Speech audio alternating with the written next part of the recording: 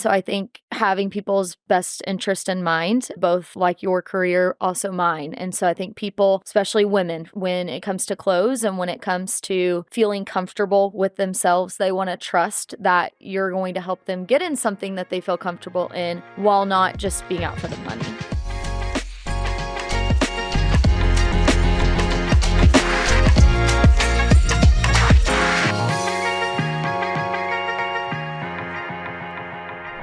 Welcome, episode 5 of Brooks on the Money. We're going a little different direction today. Today I've got Ashley McCurdy, an entrepreneur in our market and someone I've watched since she's kind of started her business. And I've worked with her husband for many years and just been watching and admiring what she's been doing for over the years. And so we're just going to kind of, talk to her about her journey and where she's gone and where she's been and where she's going from here. So but overall in the podcast, we've interviewed a lot of real estate professionals because they are entrepreneurs. And the reason we want to go continuing down this direction and maybe stray off a little bit is to get different perspectives from folks and different businesses and women-owned businesses. I'm part of Growth Only Coaching, which is a nationwide coaching company, which has a big push on women originators. I think we're at 36% now of our coaching of female originators. And so it's a big push for us.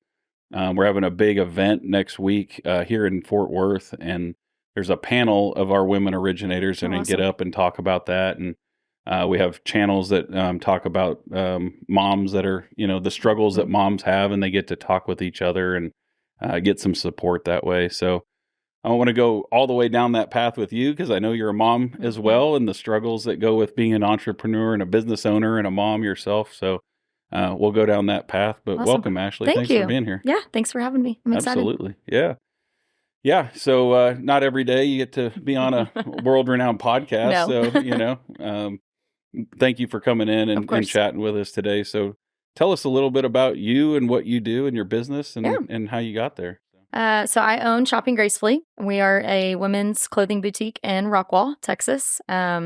We did not start out in Rockwall. We started out in my tiny home in Forney, Texas, years and years ago, coming up on 9 years ago. Mm-hmm. Then moved to our home in Rockwall. Had our entire upstairs was boutique. I'm sure my husband loved that. But our whole upstairs was boutique, all women's clothing, kids' clothing, anything that we could find from market, anything that we could find that we thought would, build our customer base. And we started with, I think like 200 people in our Facebook page years ago, and now we're up over 10,000. 10,000? Holy cow! Yes. Wow. So we've grown that. We've never done a lick of paid advertising, and so I'm honored to say that a lot of it has been community movement, and building relationships with people has been huge. And now we have a storefront. So our storefront's in Rockwall, and we serve all of Rockwall and surrounding cities. So it's kind of we had customers in Mesquite, we had customers in Forney, we had customers in Plano and Roy City and all over. And so Rockwall's kind of been our center point for bringing everyone together. So, Awesome. Yeah. I mean, you have customers all over the country, right? Yes. So we ship worldwide. Oh, wow. Yeah, we're in, I want to say, probably 32 to 34 states that we ship to. And largely of those being obviously Texas, and then a lot of Florida, a lot of Colorado, and a lot of Arkansas. So interesting. Yeah. So the beginning of it was you, just posting threads on Facebook, right? Like how did it get started? Had no idea what I was doing. So I was a teacher and a coach. I was getting my master's to be a principal. And just, I had this spirit of wanting to be an entrepreneur, and do something like that. I had sold Roten & Field skincare. I had done some small things on the side. Yeah. Went to my husband and said, "Hey, I want to sell clothes." He's like, "Why? Why do you want to do this?" And I said, "Well, I think it's a good opportunity." I started with LuLaRoe Clothing, which is, I don't know if y'all have ever heard of it, but it's a clothing business. They were big for leggings, big for dresses, things like that. I started with them and it took off. We did very well with it. And then I was able to take that growth of people with me into starting Shopping Gracefully. And so it's one of those where I was a teacher and coach, and as a teacher and coach, unfortunately, you always have to have an extra side of income. That's just the way of life in Texas. And so I started the Facebook group, didn't even have a name for it. It said Shopping with Ashley, I think is what it said. Mm-hmm. And I just got my resale license in the state of Texas and started posting inventory. Wow. People started buying, friends of friends, family members of friends started buying. And about a month and a half in, I was like, I should probably have a name for this thing because we're growing. I would go live every Thursday night. I went live for an hour and a half and would sell things live. Oh, like QVC kind of thing? Like Kinda, yeah. It's like a item and a number, and they would comment the item and the number, and it kind of got to a point where, not that people were arguing over it, but it would be like we would have one of that item and 15 people want it. And so then it became an issue of, okay, well, I've one shirt. I really should have 20 of that same shirt. So then it was like growing our inventory and growing our stock. And with growing inventory and growing stock, grew people. Yeah. And so it's been a wild ride. Yeah. I mean, you've gone from, you said small house to bigger house to storefront to now you own a house with a big barn that you're using for this too. So, I mean, just crazy amounts of growth in 5, 6, 7 years. We're coming up. So we're coming up on 8 years of starting out. 2 years in storefront. Mm-hmm. I would say really probably 6 years of like, this is a business versus this is, I'm at home posting things and this is fun. Yeah. So I would say about 6 years of really hammering being a business owner. So that's awesome. Yeah. So you said you were a coach too. Were you an athlete as well? I was. So I played soccer in college, Abilene Christian. Oh, nice. Oh, you almost beat us in football the other day. That's not anything us Texas Tech fans want to talk about. I was about to say, who were you, Texas Tech? I didn't realize you went to Tech. Yep. I looked at playing soccer at Tech. But yeah, I played for Abilene Christian all 4 years and got out, thought I'd be an elementary teacher my whole life, elementary teacher, elementary principal. And then they said, hey, come coach. And when you middle school coach, you coach it all. Oh, so really? I coached it all and then went in from there to get my master's and be an assistant principal. So wow. Yeah, it's been a ride. Yeah, that's fun too. A lot of extra interaction with the kids that you don't get as just a teacher. For sure. So for sure. You get to know them a little bit better. Yes. Yeah. Cool. So I talk about this a lot when I'm talking to clients or my loan officers or I'm coaching is if I had one superpower as a loan officer, like what would it be? So as a mother and a business owner and all that, what would your superpower be? More speed. I would love to just be faster at things. I think for me, it reminds me of The Incredibles, right? The dash, like being able to just get from point A to point B way faster. I think for me, it's the hours in a day. Yeah. Even for loan officers, I mean, my husband being in the field, it's the hours in the day. It's the being able to get documents faster, being able to get, everything done quicker. That would be my biggest thing, especially when managing multiple aspects of the business. Like, I'm managing the storefront part, but also managing the back end part, also managing our app, our Facebook, our Instagram, all of those things. And so when you have all of it on your plate, just being able to do it quicker. I think. Sure. Yeah, for sure. What would be yours? Yeah. Oh, man, I definitely need a crystal ball. I always tell all my clients, like, if I just had that crystal ball, I'd be retired by now. Yeah. So I would love to see the future and where interest rates are going and what the market's going to do. So you can always predict that. So, for sure, I want to be a fortune teller of some kind. That's a good one. Yeah.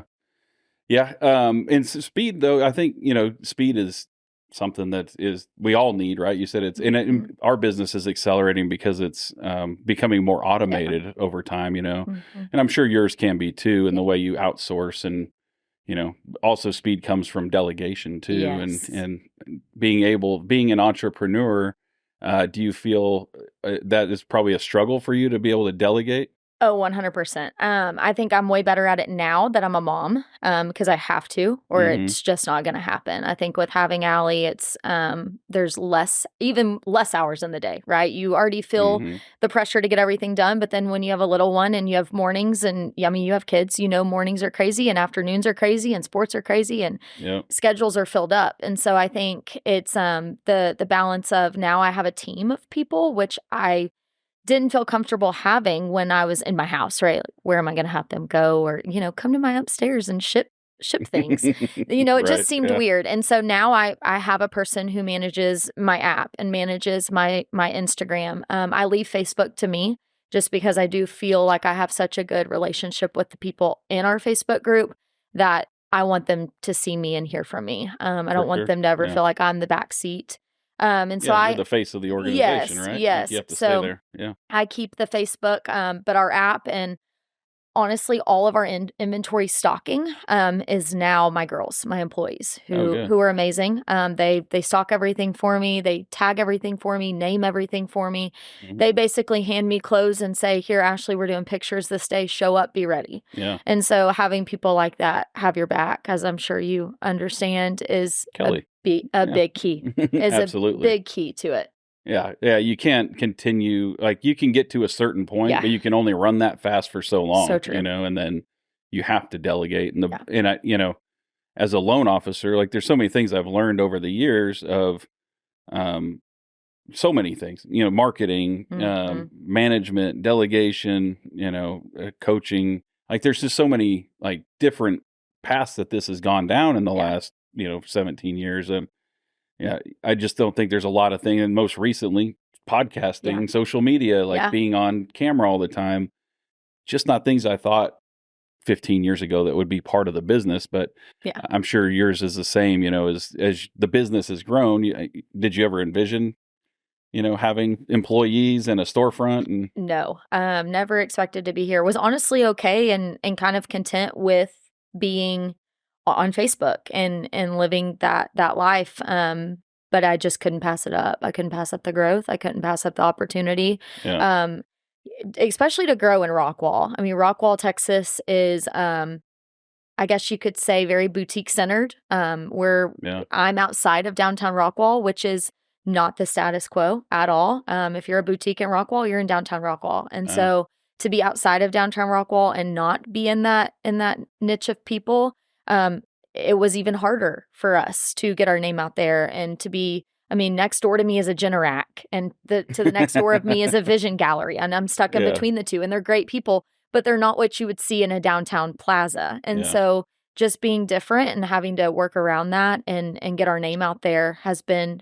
big. But no, I never saw us getting a storefront. So So people don't just come shopping for a generator and then get some clothes at the same no, time. It's just not a, if they're coming to Shopping Gracefully, they are parking and coming in our store. They're not yeah, walking in a downtown plaza. And so foot traffic for us. I'll be honest though, I I really thought I wanted foot traffic when I started looking, but I've learned I don't need it. And so that's been very powerful in the boutique world is I have customers who are so loyal to us that they're gonna drive to the other side of Rockwall, which yeah, isn't that far, but yeah. Huge town of everyone Rockwall. says the north side. I think Everyone's they still gonna call it the town of Rockwall too, They right? do, It's they still a do. town. But Yeah, it's like, everyone's gonna drive to the south side to park and go in your store. And so to have that power and that loyalty from people, it yeah. has been huge.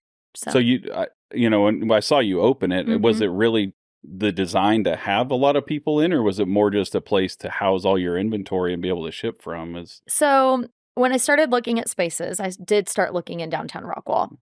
And every space I looked at was 3 to 5,000 square feet. And for me starting out, it just made me nervous. Coming from I was used to an upstairs where I'm like, I'm used to being crowded. If we're crowded, it's fine. We thrive off of that. It's right? chaos. It's fine. Yeah. And so I was already used to that, and I was scared to take on more than I could handle. And my realtor one day said, "Hey, you know what? I have this space over here. It's 1,000 square feet. Go look at it." And I pull up, and I'm like, "Here? Really? Are you sure? This doesn't look like a boutique place." And when we walked in, I mean, it needed all new floors, it needed an entire new ceiling. Mm-mm. It was a pit. It had been closed for like 3 years. They didn't make it during COVID. It was not in a good place. And I was like, this is a lot, but it's 1,000 square feet. It's perfect. It has an office. It already had 2 dressing rooms.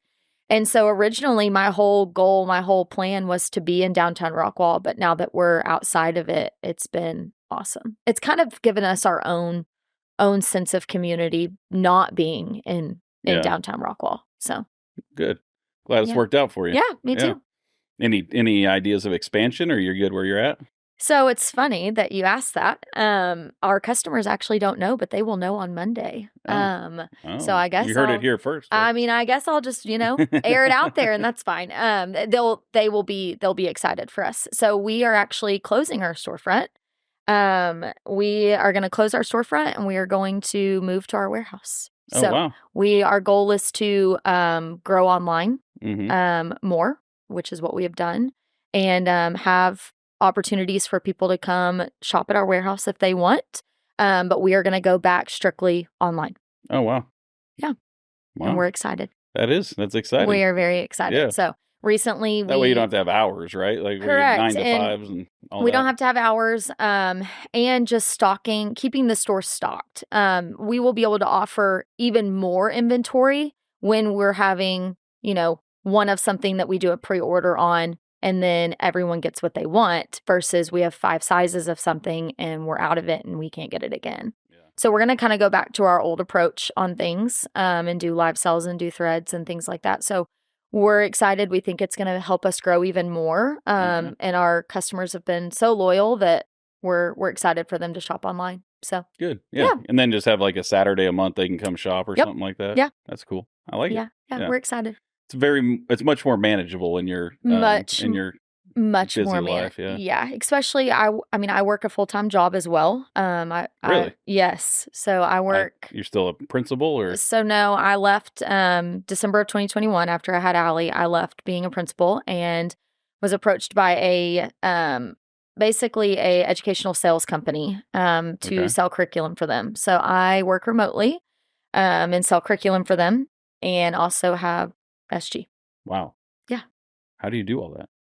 Just make it work. Prioritize time, really. And I know you understand that life too. But no, just I value both. And so I value education and still getting a chance to be in education. A lot of my customers are in education. A lot of them are teachers, they're educators, which is very near and dear to my heart. And I didn't want to leave.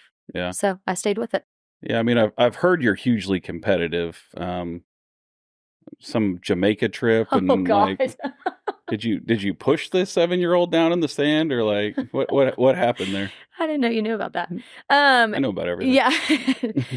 I wouldn't say I pushed him. I just like lightly was trying to motivate him with my hands. Like, hey, you should get it. Hey, buddy, you should get it together. Yeah. But no, yes, I'm very, very competitive. And yes, that Jamaica trip, I was very competitive on the soccer field. Just wanted to win. Yeah. I wanted to win, and I was mad he was on my team and wasn't passing. So yeah, don't be a ball hog, right? No, don't be a ball hog. And if you're gonna be a ball hog, don't lose the ball. Yeah. At least don't suck at the same keep the ball. time. Yeah. Yeah. All right. Yeah. Well, that's how you get it all done, right? You just got to win, right? You got to win. You got to win. Yep. That's awesome. Yeah. Man, what a ride it's been, huh? It's been a ride. Yeah. So big plans coming forward, and so that's good. Yeah, we're excited. We just got done with renovating the whole warehouse. So the warehouse now has AC units. It has been tape embedded. It's been drywalled. It's all been painted. Wow. So it looks wonderful. We're ready to bring our sign home and hang it in there and start getting racks set up and be ready to rock and roll. Well, see, Alec was all excited when he got that. He thought he was getting like side-by-sides and all kinds of stuff that would go in there. I'm leaving him some space. Are you? He wants a golf simulator. And I'm like, I do too. I think that you should buy one of those. Yeah, should I? Yeah. Mm-hmm. Yeah, he keeps telling me, come home and you'll do really well. We can get a simulator. And I'm like, yes. A simulator sounds fun. When I'm on a live cell and you're back there hitting golf balls.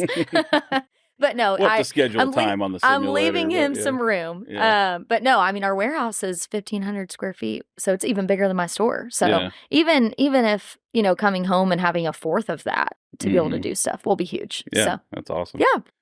That's awesome. So 3-year-old Allie. Yeah. Yeah. A mess. One. Yeah.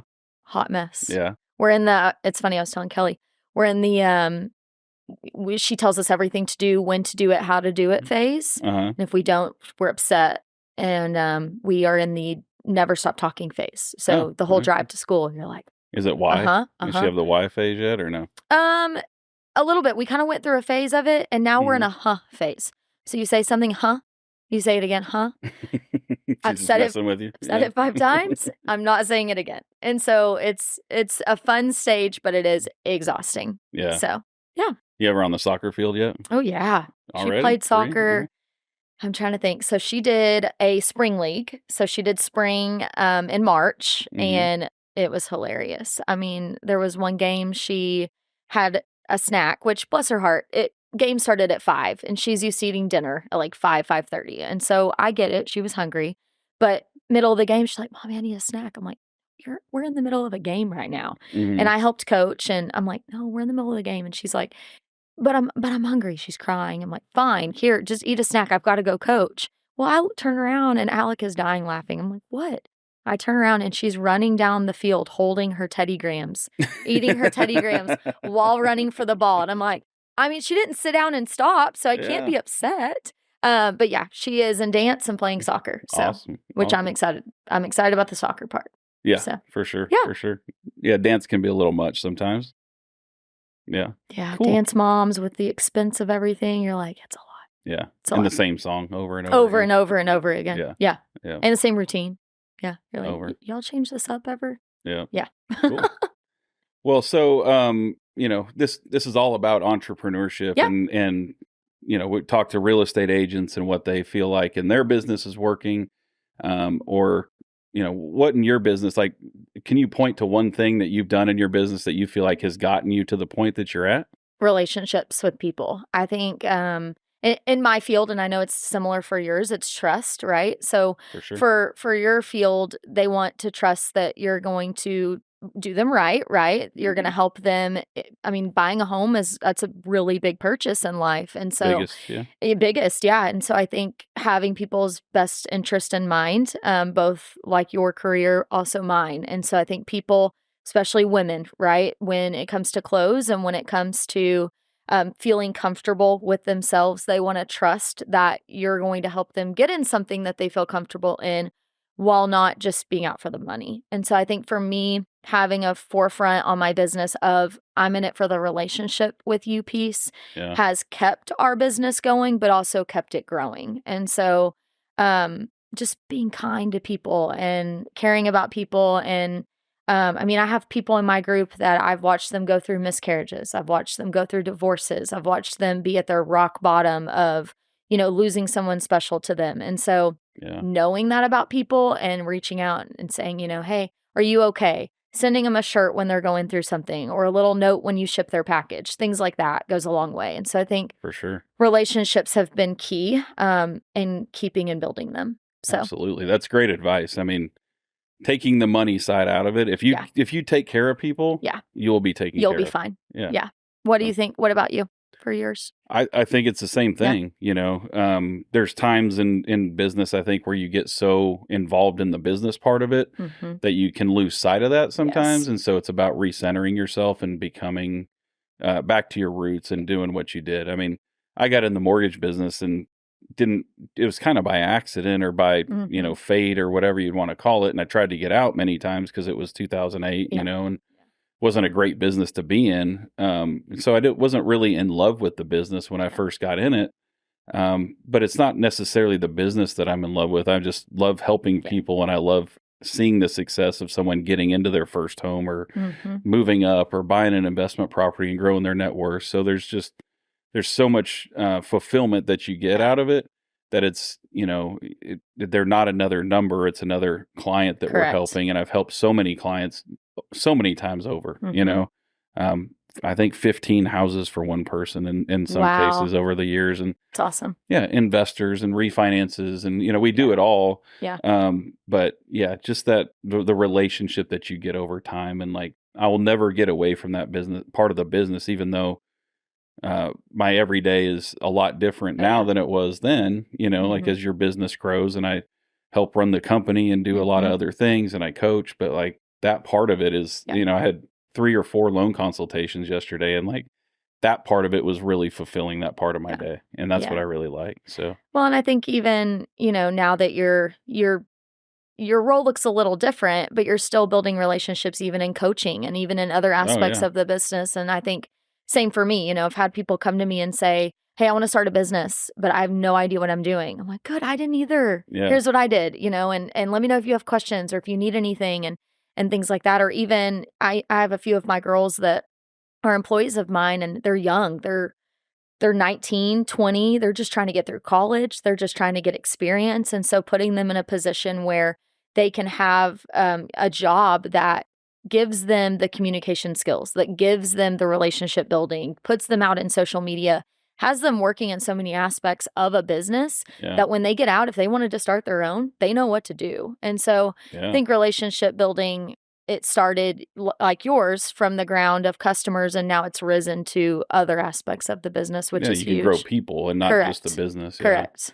Yeah. So, top tip or top 3 tips of someone that wanted to start a business like that? I think go for it. Don't let fear stand in the way. I think a lot of times people can be fearful of, well, what if I fail? Well, what if you do? If you do, it's fine, and failure looks different to every person. Yeah. And so, a lot of it's crazy because I'm moving home and closing my store. Well, failure to, some people may look at that and say, oh, well, she's closing. Well, no, we're moving. And so you have to understand that people in life are going to measure success and failure in multiple different ways. And so I think one key tip is don't be afraid. I think another one is be ready. Like it's a lot. I think be ready financially because you got to spend money to make money, and I think that's a big thing. I had to really tell myself it's okay. You're going to be fine.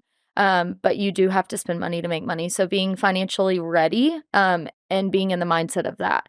And then I think 3, just having grit. Grit and perseverance, because it's hard. I mean, you're going to hit points where you are like, oh my gosh, this is the worst month ever. I'm not going to make it.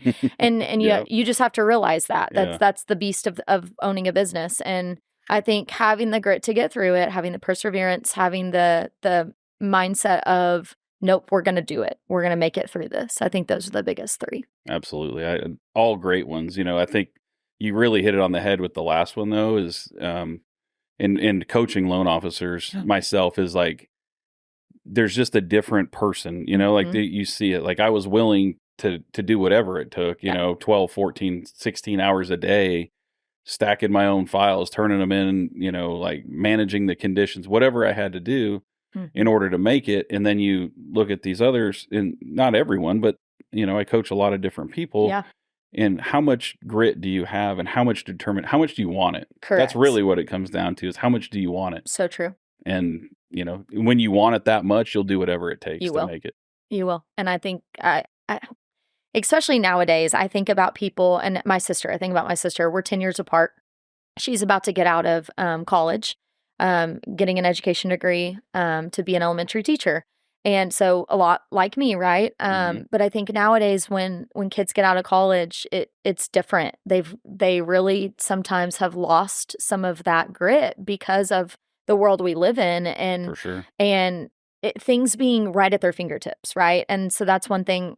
Even my 3-year-old, I tell her, like, instant gratification, like, stop.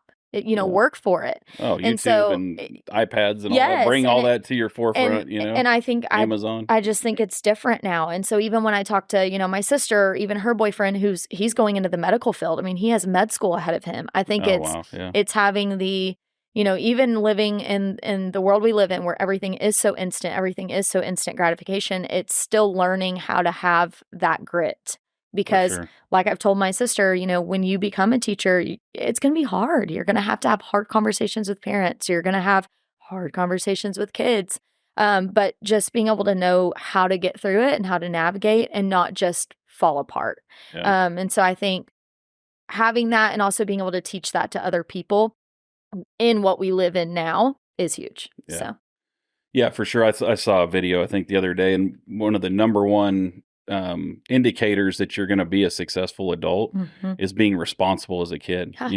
Chores, homework, like doing things, and they're actually happier humans because they can fend for themselves. And I think we've gone through a progression of generations, right? And it's just gotten to a point where we just want to do everything for our kids because we want them to be happy. Right. And that's not necessarily what's going to make them happy. It's so true. Like they got to tie their own shoes. They got to be able to so fend for themselves and make dinner or whatever that means, cooking eggs on the stove or whatever it is, like they've just got to be able to do those things. And that's really what the satisfaction comes from, that when you do something and it goes well or it doesn't go well, whatever. But the fact that you completed the project is when Mhm. you feel good, Yeah. you know. And if you're doing that all for them and they just sit around and Yeah. willow away and on YouTube, like that's just going to be a problem for them. So. It's hard. It's one of those where it's funny. I had a person reach out to me last week and she said, I'm a teacher. I want to start a business. But I don't even know where to start. And it's okay. The first thing I told her was your mindset. Are you really ready for this? Because you're going to hit bumps. You're going to have hardships. You have to make the determination that you're ready. And she messaged back and was like, no, thank you for being honest with me. And I was like, okay, Yeah, you're welcome. Because all you see is the beautiful stuff on Facebook and all the success. You don't see the. And I try. There's times where I have to be real with my Facebook group and say, hey, like, not in probably a really good place right now. I'm super stressed. We're multiple orders behind. I was telling Kelly we have 8 boxes sitting at port right now that can't get through because they're on strike. Strike, yeah. And I just have that's gonna be huge. Yeah. Yeah, and I have to be honest with people. And I think it's just being honest. It's not always fluff. It's not always fun. Owning a boutique is not always fun. I have people that come to me, oh, you get to pick out cute clothes. I'm like, yeah. Yeah, shipping and logistics are not fun. That's what I do. But no, I think it's just but being honest about what the back end looks like because customers want to know that. I think it reminds them that I'm a person too. When I'm honest with them. And so I think that's been a key part too. It's just honesty. Yeah, for sure. That's the number one pillar for my team is communication. Because as long as you communicate and you tell them what's going on, expectation. Just set the expectations properly. And while they may not be, thrilled with it, at least they're in the know and you can tell them, okay, this is the next step and this is what we're working on. And in your case, boxes stuck at port, like how long is that going to take to unwind itself? And so do they get upset when you tell them that, or is there understanding? I have a very, very understanding customer base. There have been very few times. There have been a few that I've had to kind of fire and be like, this may not work out. This may not be a thing. But there's been very, very few of those over the last 6 to 8 years. Most of my customers are like family to me. If they're a new customer, I try my best when they order something and they're new to, whether it be in a Facebook comment, whether it be in an email, whether it be in a message, when they pay their invoice or, after they've paid, hey, welcome to SG. Just want to let you know how pre-orders work. They are a 10 to 12 business day turnaround. You will get a message, blah, blah, blah. I try to upfront communicate versus then when I have to communicate that there's a problem, that's the first time they've heard from me. Yeah. I think when they hear from you before a problem exists, they automatically respect you when a problem does exist. And so a lot of times when I have to reach out to people with bad news, I have to remind them it's a shirt. Yeah. And you have a whole closet full. It's okay. Yeah. But also to just, come at them like I want them to come at me, which is grace, which is what our name is completely about with the Shopping Gracefully. And so I think come at them with grace and they will return the grace. So it's great advice. Great advice. Well, you definitely have a great thing going. Thank you. And incredible interview and time. And so thank you for coming in and joining me today. And thank you. Hopefully we can do it again sometime soon. Best of luck with the new move moving home and Alex's new simulator that he's going to get. I'm super excited for him. And he definitely needs to invite me over as soon as it's there. So we'll come hang out and play golf. I'm sure. Yeah. Yeah. Well, thank you. Yeah. Thank you.